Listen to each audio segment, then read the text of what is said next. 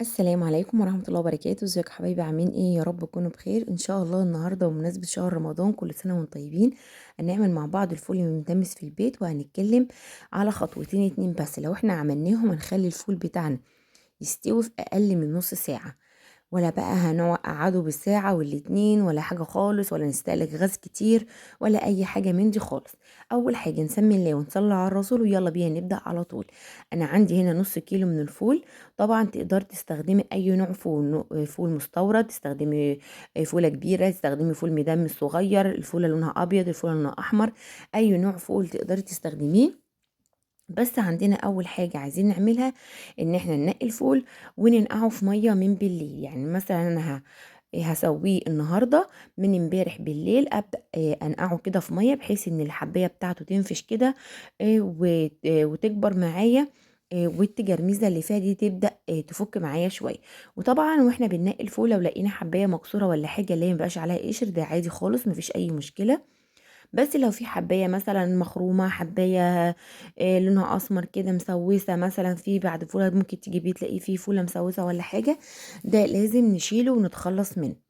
طيب لو انا مثلا ما عنديش وقت وعايزه اعمل الفول ده على طول ونسيت خالص ان انا انقعه من بالليل، ممكن انقيه واحطه في ميه سخنه، اسخن ميه واطفي البوتاجاز عليها واركنها كده على جنب، وبعدين احطه في ميه سخنه. هيبدا ينفش معايا بسرعه، مش هياخد حوالي 10 دقايق او ربع ساعه تلاقي الحبايه بتاعتي نفشت وبقت بالشكل اللي احنا شايفينه ده، زي ما نكون احنا ناقعينه من بالليل. عندي الحاجه المكونات بتاعتي اللي انا هحطها على الفول بتاعي، عندي بس معلقه كبيره من العدس ومعلقه كبيره من الرز، والسر بتاعنا هيكون معلقه كبيره من الخل. دي اول تركايه. تاني تركايه هنعملها ان احنا لما نيجي نسوي الفول بتاعنا مش هنسقطه في الميه وهي بارده. اول حاجه هنحط الميه تغلي، وبعدين اول ما تغلي الميه معانا هنبدا نسقط الفول بتاعنا. ده هيساعدنا على ان الفول بتاعنا يستوي بسرعة، وكمان ما نقعدش كل شوية نزوده مية ويغيب معانا، لان لما بتسقطي له المية باردة بيقعد على ما يغلي بيتبخر، وترجعي تحطي الفول وترجعي تزودي كل شوية مية، فده بيخلي الفول بتاعنا يغيب معانا في السوا.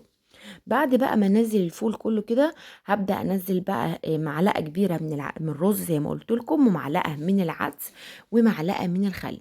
فايدة الخل هنا انها هتساعد لي عملية السوا، وكمان مش هتخلي الفول بتاعي يلزق. ساعات الفول بيبقى بتاعي بيلزق كده من كتر ما انا ببقى احطه في الفوالة واركنه، ولا هيخلي كمان الفوالة الحديد بتاعها يبقى لونه يزرق كده ويغلبني في الغسيل. ده فايدة الخل. بعد كده هبدأ بقى املى طبق ميه استانلس كده واحطه عليه. طبعا عشان لو احنا احتاجناه، احنا ان شاء الله مش هنحتاج له. اول حاجه اول 5 دقايق على نار عاليه لحد ما يبدأ الفول يرجع يغلي تاني. احنا كنا متفقين ان احنا غاليين الميه في الاول، بس لما احنا حاطين المكونات بتاعتنا بيبدأ الغليان بتاعه يهدى. هنسيبه اول 5 دقايق على نار عالية، وبعد كده هنبدأ نهدي النار نص ساعة بالظبط، وهنبص عليه هنبص نلاقيه بالشكل اللي احنا شايفينه ده. الفولة بتاعتنا استوت خالص، وهوريكم بالشوكة دلوقتي، بس هو سخن شوية معلش. ان هي بصوا بتتهرس معايا، بصوا زي ما احنا شايفين كده. كده خلاص الفول بتاعنا خلاص استوى. عايزة تخليه على كده ماشي، عايزة مثلا تسويه اكتر من كده كمان، او تضربيه مثلا تنعميه بالهاند بلندر او تهرسيه بالهريسه بتاعه البطاطس. ده طبعا حسب ما يعجبك. دي الميه بتاعه الفول وكده، ده شكله وده لونه. طب انا بقى بحب الفول بتاعي يبقى لونه محمر شويه كده زي اللي احنا بنجيبه من بره، عادي خالص. تقدري تحطي هنا معلقه صلصه، او تحطي معلقه من البابريكا، او تحطي معلقه من الصلصه الحمراء بتاعه الفلفل اللي احنا بنعملها في موسم الفلفل اللي هي هريسه الشطه. انا عندي الفول بقى بعد كده جبته وهرسته كده بالهراسه، او تقدري تهرسيه بالهاند بلندر، علشان انا بحبه اعبيه يبقى جاهز على طول، مش كل كيس فول هطلعه كده هبدا اهرسه معاه.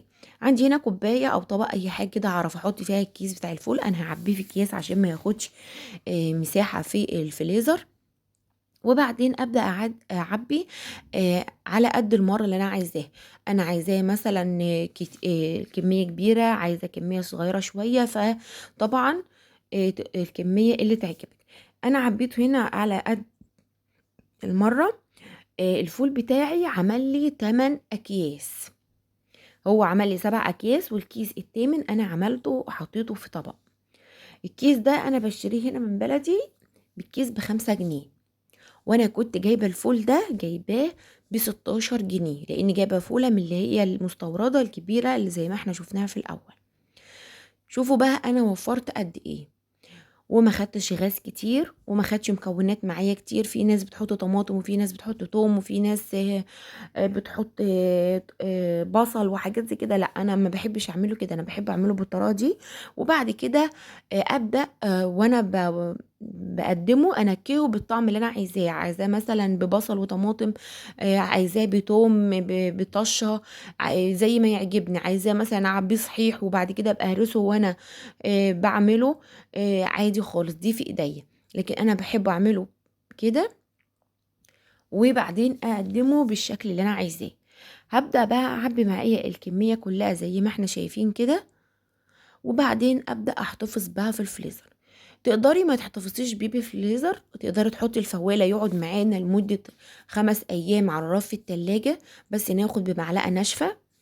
بس انا بصراحة كنت عاملة عشان احطه في الفريزر علشان شهر رمضان.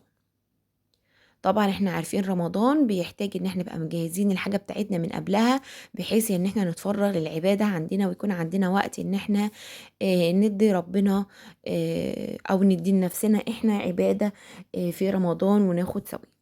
بصوا شكل الفوالة بتاعتنا بعد انا ما خلصت، بوريها لكم ان هي مش زرقاء من جوه، هي بس الكاميرا اللي مش موضحه قوي ان هي ان الخل مخليها نظيفه، وكمان مخلي الفول بتاعنا مش لازق في قاع الفوالة خالص لحد اخر حبايه. جربوه ان شاء الله، الطريقه دي هتعجبكم جدا. النهارده الفيديو بتاعنا خلص، كل سنه وانتم طيبين. يا رب يكون الفيديو سهل وبسيط وعجبكم. ما تنسوش تعملوا لايك وشير والاشتراك في القناه وتفعيل زر الجرس عشان يوصلكم كل جديد. دمتم في رعايه الله وفضله، والسلام عليكم ورحمه الله وبركاته.